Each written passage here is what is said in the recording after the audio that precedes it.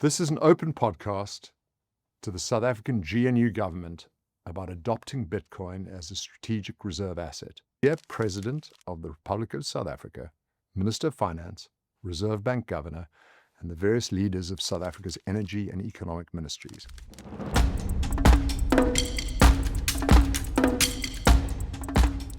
Rob Hersov here, and I'd like to propose that South Africa considers adopting Bitcoin as a strategic reserve asset and implement Bitcoin mining initiatives as part of a broader economic revitalisation and diversification strategy.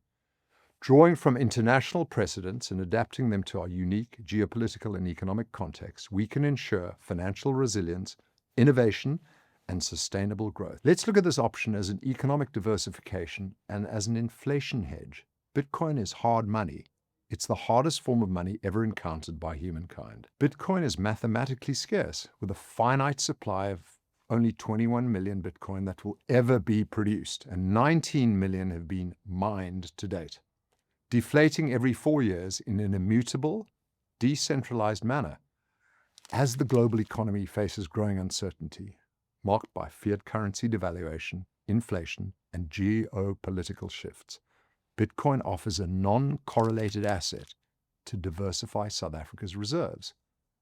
Holding Bitcoin alongside or instead of our 4.8 million ounces of gold reserves would provide a hedge against inflation and depreciation of the rand. Our national currency has experienced periodic depreciation due to domestic challenges and global pressures. Bitcoin's proven resilience and historical appreciation make it a valuable addition to our reserves. For instance, Bitcoin outperformed all traditional reserve assets over the last 16 years, demonstrating long-term capital appreciation. Even a modest allocation of 1 to 2% of our reserves could yield outsized returns compared to US treasuries or even gold. Let's consider Bitcoin vis-a-vis geopolitical independence and from a strategic and BRICS context. Reducing dollar dependency. Bitcoin's decentralization ensures independence from any single nation or central authority, and this aligns with South Africa's BRICS commitment to de-dollarize and to explore alternative global financial systems, such as the proposed BRICS digital currency, for example. But let me give you a real example. The US has announced plans to establish a Bitcoin reserve. Senator Cynthia Lummis in America has proposed using gold sales to acquire Bitcoin, while Donald Trump has prepared legislation to facilitate the strategy. If it's adopted, the US would secure a significant portion of global Bitcoin capital, creating strategic advantages over countries that don't have Bitcoin reserves. If we act early, South Africa can hedge against US dollar-linked sanctions or instability, strengthen our position within BRICS as a pioneer in integrating Bitcoin into reserve management. But Bitcoin could also drive financial innovation and economic growth, which I'm sure the GNU is interested in. We can create leadership in digital financial innovation. South Africa already boasts one of the most developed financial markets in Africa, but by adopting Bitcoin, we can position ourselves as a global hub for digital financial innovation. And this will obviously boost our fintech ecosystem, spur local Bitcoin-based initiatives such as digital stokvels or Bitcoin-backed savings for underprivileged communities, but it'll also help us attract foreign investment into our digital and financial sectors. And we can learn from global leaders who are already doing this. Countries like El Salvador have reaped huge benefits from Bitcoin adoption, including gains during price recoveries and significant reductions in their national debt. Similarly, Texas and Iceland, for example, have leveraged Bitcoin mining to stabilize energy grids and attract FDI, foreign direct investment.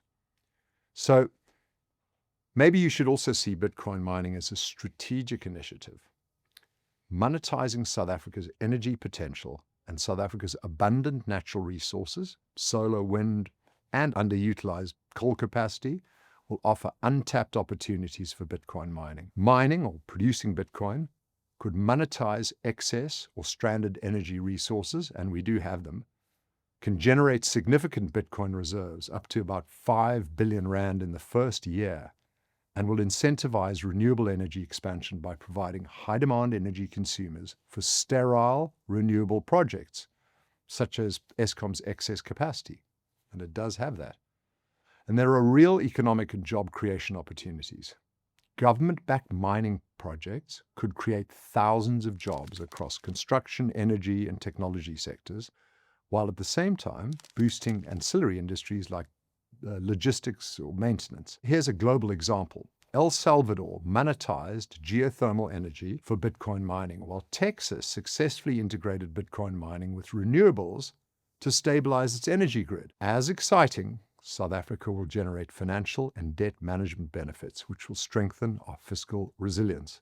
I know Enoch's sitting up now. Bitcoin's historical price trajectory has shown significant long-term appreciation, providing potential capital gains for debt reduction. For example, a $1 billion investment in Bitcoin could generate $1 billion in profits if Bitcoin appreciates by 100%. It's that simple.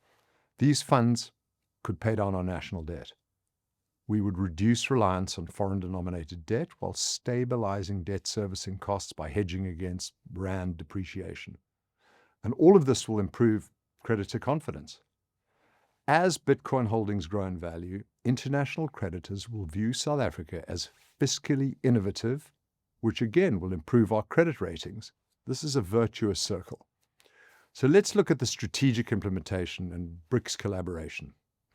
To ensure prudent adoption, I would propose, firstly, a gradual integration. We could start with a small allocation, 1 to 2% of reserves, then Bitcoin mining, expansion, monetize up to 3 gigawatts of South Africa's energy for Bitcoin mining in the short to medium term, earning Bitcoin directly without having to buy them. And 3, collaboration. We can work with BRICS nations to integrate Bitcoin into regional financial strategies. 4, bring in public-private partnerships. We encourage private investment in mining and energy infrastructure to reduce fiscal burdens. And then the 5th step, we introduce educational programs. We develop skills in blockchain technology and renewable energy to support sustainable implementation. Finally, seizing the opportunity. South Africa has a unique chance to lead in digital financial innovation and energy integration. And this is not merely a hedge, but a strategic imperative that positions South Africa as a global leader in the digital economic future. Wouldn't that be lovely? So by adopting Bitcoin as a reserve asset and investing in Bitcoin mining, we can enhance financial resilience, monetize untapped energy resources, create jobs and attract foreign investment, and reduce our national debt. I urge our government to begin this journey with vision and urgency. South Africa must seize this opportunity today. The time to act is now. Taking advantage of this opportunity will not last, and we need to be a leader rather than a follower. Being a follower would be incredibly costly and would jeopardize capitalizing on the significant benefits of acting now. I'm Rob Hersov, and I want you to put South Africa first.